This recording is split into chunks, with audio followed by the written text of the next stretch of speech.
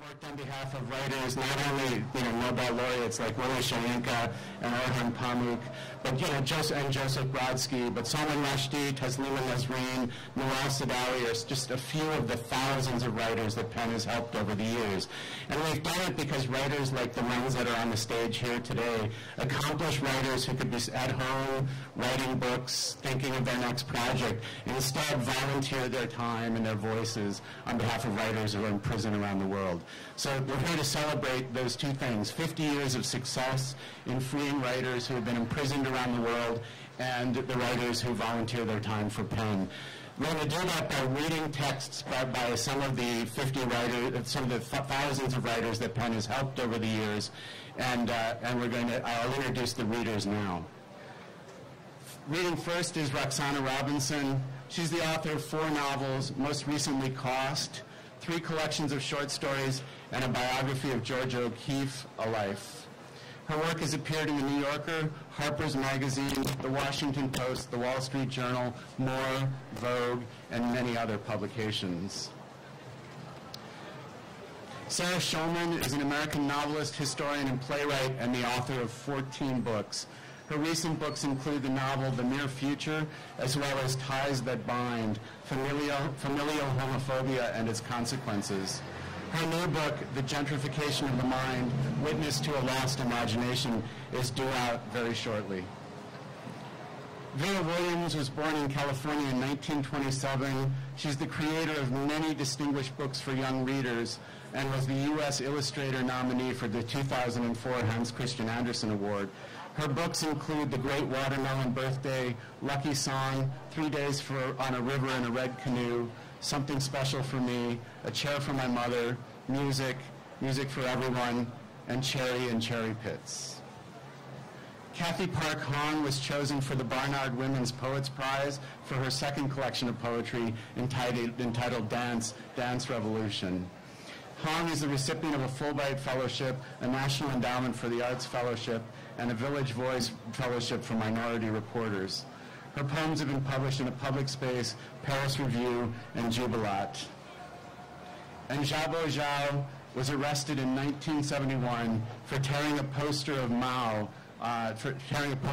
in China, and was sentenced to a 5-year prison term as a counter-revolutionary. He has published stories based on his prison experience in various magazines, including The Atlantic, Double Take, Confrontation, Antaeus, and Guernica. He is the author of the acclaimed novel The Caveman and a forthcoming memoir and stories, The Visiting Suit, Stories from My Prison Life. We're reading today, and we're doing this in the knowledge that right now there are over 1,000 writers who are being persecuted for their work around the world. And PEN is working around the world to win their release and restore their freedom to write. You can join PEN. You can join as a member, as an associate member. We have a booth right over there. Please come and sign our mailing list. Please help our efforts. And please join me in welcoming today's wonderful readers. Thank you. Thank you all for coming and for supporting the work of PEN. I'm also a trustee of PEN and the secretary, so I have a particular vested interest in this. And thank you very much for your support. And I want to thank the staff of PEN who puts on these things. I'm going to read from something called The Little School Tales of Disappearance and Survival by the Argentinian writer Alicia Partnoy. Born in Bahia Blanca in 1955, Partnoy was arrested as a Peronista in 1976 and held at the concentration camp called the Little School. During her 6-month incarceration, she was beaten and tortured before being transferred to the Villa Floresta prison, where she was held until 1979. During her imprisonment, she wrote poetry and accounts of her detention, which were smuggled out and published anonymously. Upon her release, she left Argentina for the U.S., where she received asylum. This excerpt is called My Names. The last time I heard my full name, it was at Army headquarters, the evening of the day I was kidnapped. The military man repeated it in a calm and even joyful voice. Meanwhile, I could hear the sound of a typewriter in the room. It was the first time I was wearing my blindfold. Name, Alicia Partnoy. Age, 21 years old. Alias, None. The truth was that while doing political work, I seldom used my real name. The day Graciela, Zulma's sister, was arrested, we all changed our aliases. In my particular case, it was not necessary because Graciela knew my name, my parents' address, and my history. If she spoke under torture, no change of nicknames would have saved me. But she did not speak. Zulma says that Chamame told her Graciela had been heavily tortured, but she did not speak. I left my house for some days just as a precaution. I named myself Rosa. Sometimes the whole affair of the alias seemed ridiculous. Giving it some thought, I decided the aliases were probably okay in a little town where everybody knows everybody else, where there is just one Gomercinda, just one Pascual. But how to find an Alicia in a city of hundreds of Alicias, a Carlos among thousands? We learned slowly. Each pebble of information helped create the avalanche that would crush the rest of our friends. The color of the hair, the inflection of the voice, the texture of the hands, the name, the nickname, details. By the time of my own avalanche, I was Rosa. When they came to arrest me, I didn't know if they were coming for Rosa or Alicia, but it was for me that they came. At the little school, we don't have a last name. Only Vasca calls me by my name. The guards have repeatedly said only numbers will be used to call us, but so far that has only been a threat. The day we took our third shower, I had already been here for almost 2 months. A guard was bringing me back from the bathroom. My long hair was wet under the white blindfold. My dress was still torn from the leap over the backyard wall. My hands were tied. My bones were sticking out of my cheeks and elbows. Since that moment, they have called me Death.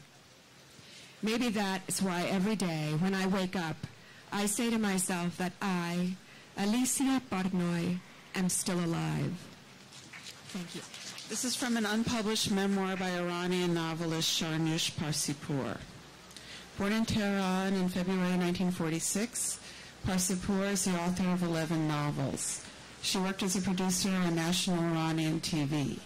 Following the torture and execution of 2 Iranian journalists and poets by the Iranian intelligence services, she resigned her TV position in protest and was arrested and imprisoned for 59 days.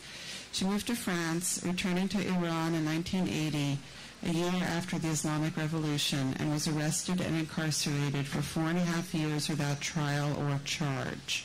Her frank depiction of women's sexuality in the novel Women Without Men led to her rearrest and subsequent flight from Iran in 1994. She lives in the United States. All of her books remain banned in Iran. This is from an unpublished memoir. Bored as I was, I began, along with a few other inmates, to make worry beads. The dough of the bread was the material we used to form the beads, and we used powdered paint to color them. At this time, prisoners were being regularly taken for interrogation. They usually wore oversized slippers to these ordeals. The reason for this was that they were regularly whipped on their feet, and in consequence the feet would swell. Had they not taken their oversized slippers, they would have had to walk back to the cell on bare, bruised feet. The daily departure of these prisoners to the prosecutor's office created an incredible atmosphere of terror in the cells. I continued to make worry beads and observe my cellmates. The number of prisoners had drastically increased. The number of prisoners beaten was also on the rise. I remember wearing Shaheen, a dark-faced girl. She belonged to one of the leftist groups. I asked her to show me her bruises. She laughed and said that because of her dark skin, the bruises could not be seen. I followed each case with avid curiosity. It seemed in some cases that the whole body was one big bruise.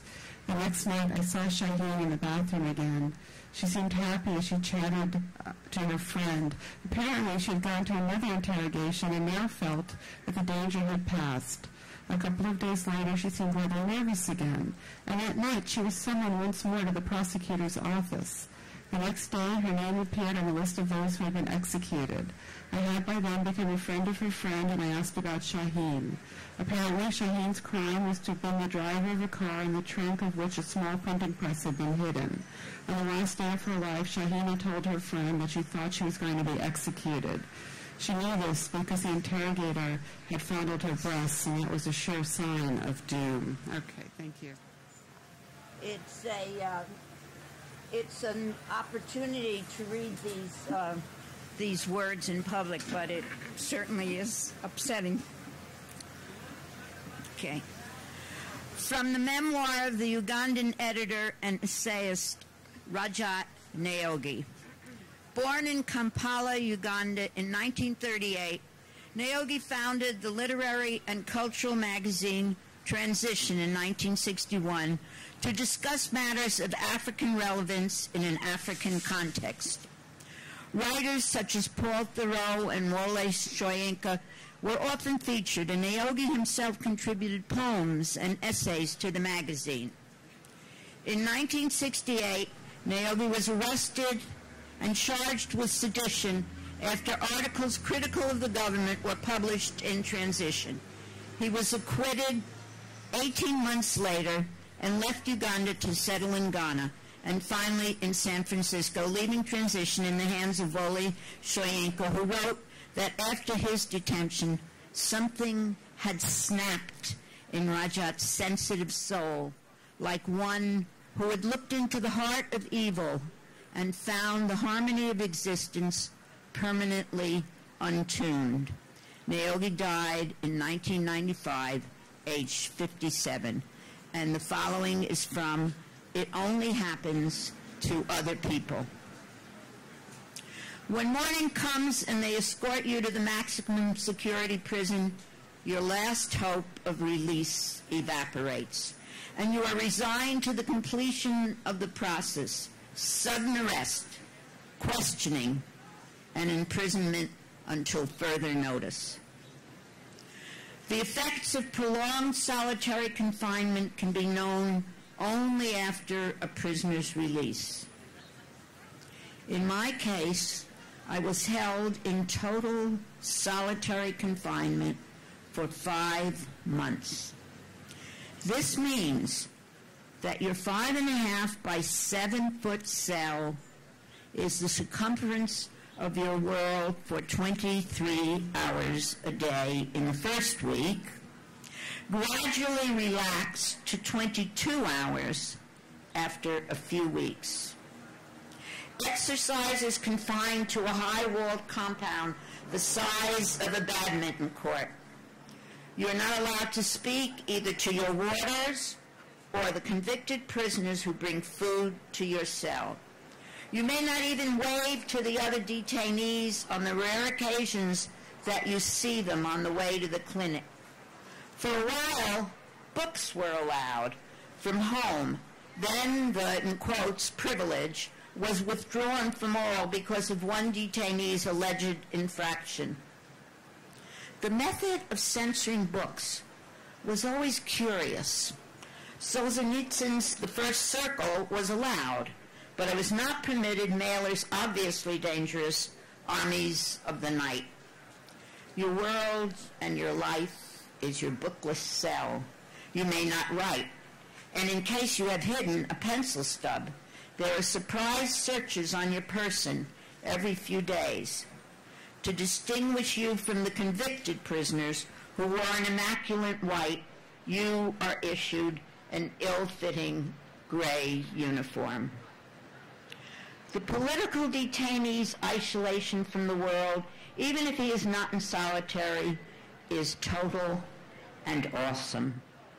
Even the men on the moon, as they took their first steps on another planet, were in continuous communication with the Earth, an intimacy the detainee is not allowed with his own family. His singular loneliness accentuates an awareness of the use of oppressive power around the world. Imprisonment politicizes everyone. Arbitrary arrests and imprisonment without trial provide a new pattern and insight for him into the true nature and the insecurities of the governments that use them. To the detainee, the reasons for Eldridge Cleaver's having to leave the U.S. are not so different from the imprisonment of Soviet or Czech writers, or arrests in Pakistan or Rhodesia, and the invisible bond that grows between him and other detainees creates a new internationalism that is real and unshakable. The political prisoner's greatest fear is of being forgotten. His gratitude to anybody or organization that keeps him alive in the outside world is humble and boundless. When Amnesty International in Britain declared me, quote, a prisoner of conscience, our underground grapevine was seething with excitement. It meant Uganda's detention laws had been brought to world attention for detainees who had been incarcerated for over 3 years. It was like breathing new air. Uganda has used the pretext of an emergency to systematically remove democratic opposition for the last 3 years. More recently, it has been used to intimidate intellectuals. Uganda did not even lift the emergency when the Pope visited the country last month to dedicate a shrine to Africa's first Christian martyrs, tortured and killed in 1885. Today, the real martyrs in the country and on the continent may be the few men and women who remain silently behind bars waiting for justice. Excerpt from Texas Project by Ethiopia writer Maza Kuri Kamsa. Kamsa is an Oromo, born in Dambidoro. During the Red Terror, 1977-78, those deemed enemies of the state were arrested, tortured, and executed. Among them, hundreds of Oromos, including Kamsa's husband, one of the founders of the Oromo Liberation Movement. In 1980, Maza was arrested for an article calling for Oromo women to reclaim their cultural heritage and encouraging them to speak truth to power. She was imprisoned without a charge and subject to physical abuse and torture. Serving 9 years, she escaped to Kenya and was granted asylum in Canada. From the Taxi Project, a play about exile written by 4 authors, including Martha Kumsa. These excerpts are based on Kumsa's own experience. I was released in September 1989 after a decade of torture and incarceration. Even though my imprisonment was limited to the radius of the prison compound, Ethiopia itself was a giant cell. Life outside became stranger than what I lived behind bars. I did not have a home to go back to. Still worse, I was conscripted into the military. If I refused conscription, I would be hunted down as a fugitive and killed. If I accepted it, I would be eliminated in the training camps. It was death either way. With the, in quotes, rebels closing in from all directions, the country was coming apart and unraveling fast. It was a moment of chaos. I couldn't decipher between friends and foes. I could not trust anybody. I knew the regime was coming down, but I did not want it to take me down with it. I decided at that point that if I had to die, I would die running for dear life. I dragged my 3 kids out of school and ran. We hid in the bushes by the day and ran by the night. my heart skipping beats at every twist and turn and at every rustle of leaves. I wondered if I made the right decision taking all my children with me. What if we were caught? What if they killed us all? I had to leave them behind with my baby brother. I had to leave my children behind. Do you understand? So, please, please, can you help me? Can you help me bring my children to Canada? Scene 21, Baby Brother. Ladies and gentlemen, we are honoring a very special woman this evening. She spent 10 years in prison for fighting for equal rights for Oromo people in Ethiopia who were persecuted for their ethnicity. She was forced into exile and sought a refugee in Canada. Tonight, we honor Siwi Sierra. Thank you very much. There's a note here that says she looked at her notes. The crowd is silent. A long pause, and she tears her prepared speech up. I had a speech prepared, but I'd like to ask my baby brother to be with me here tonight. The last time I heard my brother's voice, I was crying into the phone. I could see the turbulent billows of smoke rise over my homeland. I could see the fire spread and the flames dance all around him. Agitated tongues of flame lashed out to lick my brother. Yet he stood there, smiling, so sure of himself. Stay put, my big sister. Stay put. I'm home. You are the one in exile. Stay put till you come home to freedom. But what is home, and what is exile? Oh, I enjoy home in exile when you are rendered homeless at home. In my homeland, baby brother, in my homeland, the grass shades me from the scorching sun. But in exile, baby brother, the sun burns me in the thickest shade of the biggest tree. In my homeland, baby brother, in my homeland, the meat of a flea feeds a multitude. But in exile, baby brother, two friends fight over the meat of an elephant. Home is freedom, my big sister. Home is a beautiful summer. Home is dignity. Home is justice. Exile is wherever home is not. Exile is wherever they plow the fields with guns and sow the seeds with blood. In an unjust world, home can only be in the struggle to restore freedom and justice. Yes, that's why I took to the woods with the village youth. Our father took to the woods, and I am not coming home. Our father's brother took to the woods, and I am not coming home. Our mother's brother took to the woods, and I am not coming home. I saw the injustice, and my heart howls.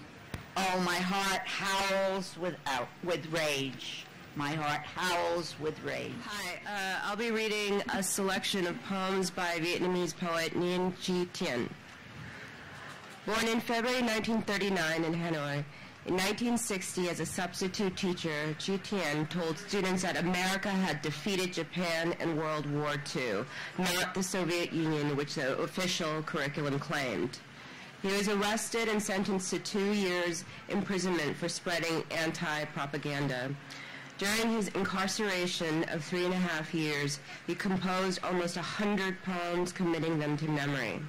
He was released in 1964 and rearrested in 1966 for his politically irreverent poems, serving 11 years without trial. In July 1979, braving security police, Ji Tian handed his handwritten manuscript to diplomats at the British Embassy after extracting a promise that the poems would be published. Upon leaving the embassy, he was arrested by Vietnamese security forces and imprisoned for a further 12 years, freed in 1991 after international interventions.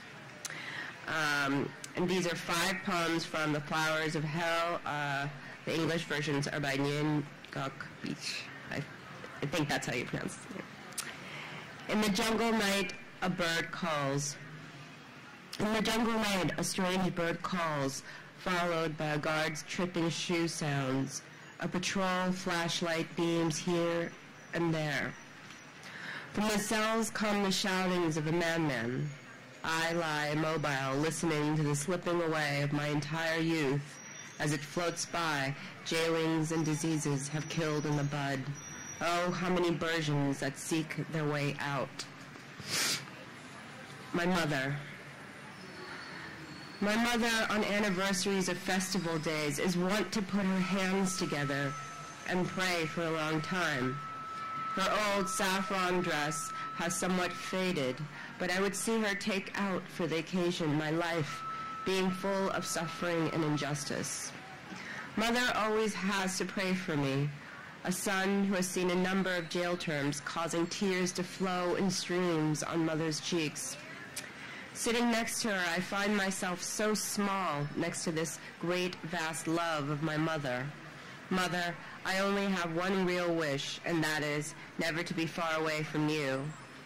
Now, each time that you sit in prayer for your sick prisoner son in the deep jungle, the old fading saffron dress you wear must be soaked with tears unending. A letter from home. A long while now we haven't received word from you. Mother and I are very concerned. Let me tell you briefly the situation at home. Your mother is now almost purblind.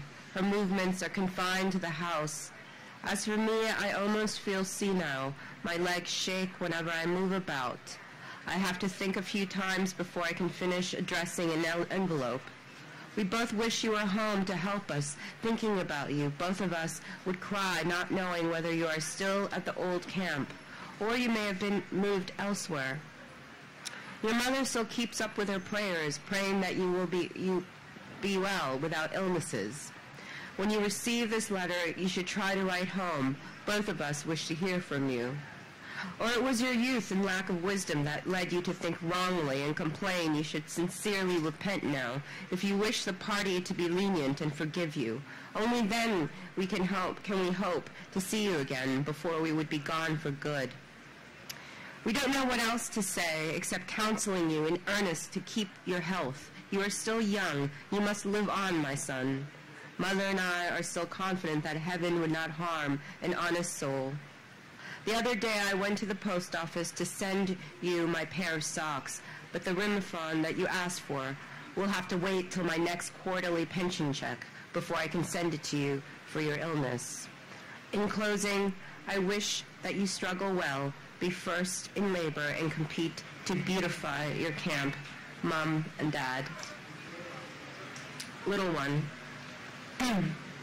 Little one, you have one arm tattooed, social reject, and the other, hatred unending. Oh, mankind, can you ever suspect such a thing? An 8-year-old prison inmate. Yet on my prison trail, which for years I have walked, I have met thousands like him. And this is the last poem. They exiled me. They exiled me to the heart of the jungle, wishing to fertilize the manioc with my remains. I turned into an expert hunter and came out full of snake wisdom and fierceness.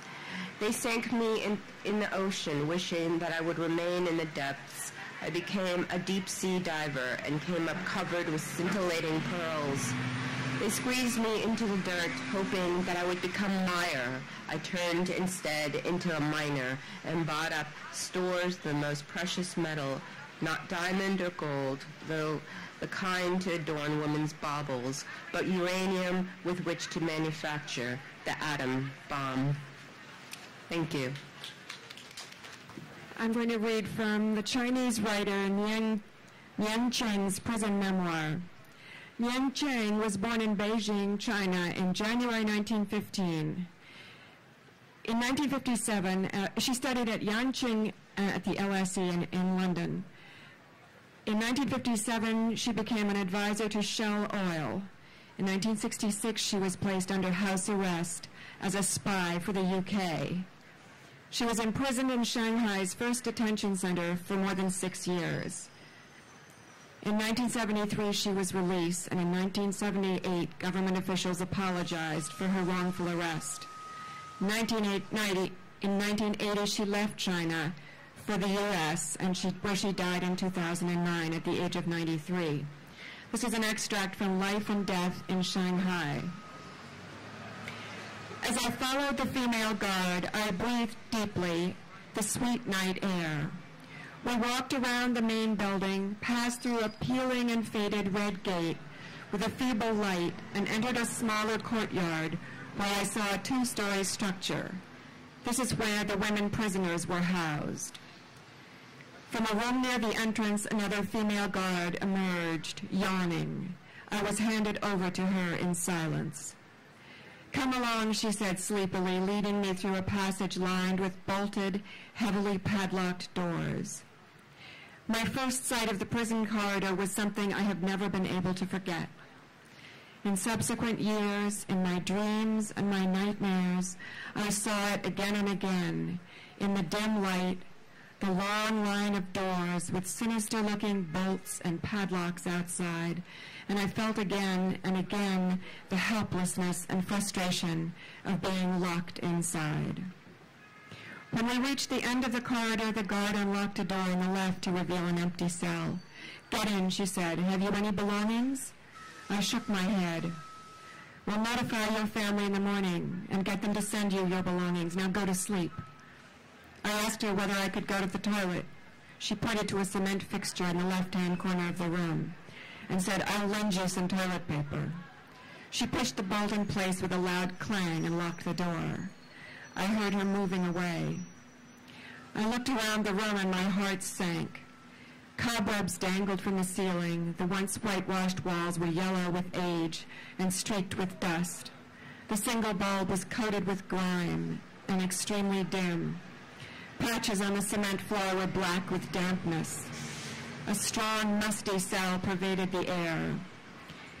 I hastened to open the only small window with its rust-pitted iron bars. To reach it, I had to stand on tiptoe. When I finally pulled the knob open and the window swung open, flakes of peeling paint, as well as a shower of dust, fell to the floor. The only furniture was 3 narrow beds of rough wooden planks, one against the wall, the other 2 stacked on top of each other.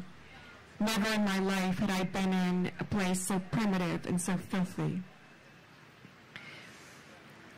The guard came back with several sheets of toilet paper, which she handed to me through a small square window, saying, "There you are. When you get your supply, you must return to the government the same number of sheets. Now, go to sleep. Lie with your head towards the door. That's the regulation." I could not bring myself to touch the dust-covered bed, but I needed to lie down as my legs were badly swollen. I pulled the bed away from the dirty wall and wiped it with the toilet paper. Then I lay down anyhow and closed my eyes. The next day, the dirt in the cell was intolerable. I had to deal with it if I was going to live in that cell for another night. I asked the guard whether I could borrow a broom. "You are allowed to borrow a broom on Sundays only, but since you have just come, I'll lend you one today." A few moments later, she came back with an old, worn broom, which she squeezed through the small window to me. I pulled the bed around the cell and stood on it to reach the cobwebs. When I brushed the walls, the cell was enveloped in a cloud of dust. I decided to tackle the whole dirty room. What I needed was water. "Report!" I went to the door and called. Another female guard pushed open the shutter and said sternly, "You don't have to shout. Now what do you want?" I knew from her voice that she would probably refuse whatever I requested. To prevent such a possibility, I quickly recited a quotation from Mao. "To be hygienic is glorious. To be unclean is a shame." Then I asked, "May I have some water to clean the cell?" She walked away without a word. I waited. Eventually, the labor reform girl came with enough water to fill the new wash basin, as well as the one from home. First, I washed the bed. Then I climbed on my rolled-up bedding to wipe the dust-smeared window panes, to let in more light. After I had washed the cement toilet, I still had enough cold water left to bathe myself and rinse out my dirty blouse. When hot water for drinking was issued, I sat on the clean bed and I drank it with enjoyment. Plain boiled water had never tasted so good. Thank you all for coming. Thank you for supporting PEN. Please join me in giving one more round of applause to our wonderful readers. One of the great things about associating yourself with PEN is that you get to surround yourself with heroes, and I think the readings today give you some idea of the incredible men and women around the world on whose behalf we're working all of the time. These are heroes to their own people, they're heroes to us, they're defenders of the freedom to write for all of us. Please join us in our effort. You can, as I said, sign up to be a member or an associate member of PEN at the PEN booth over there. And I just want to say that I've added to my list of heroes today all of you for hanging in there with us in the rain. Thank you all for coming. Bye.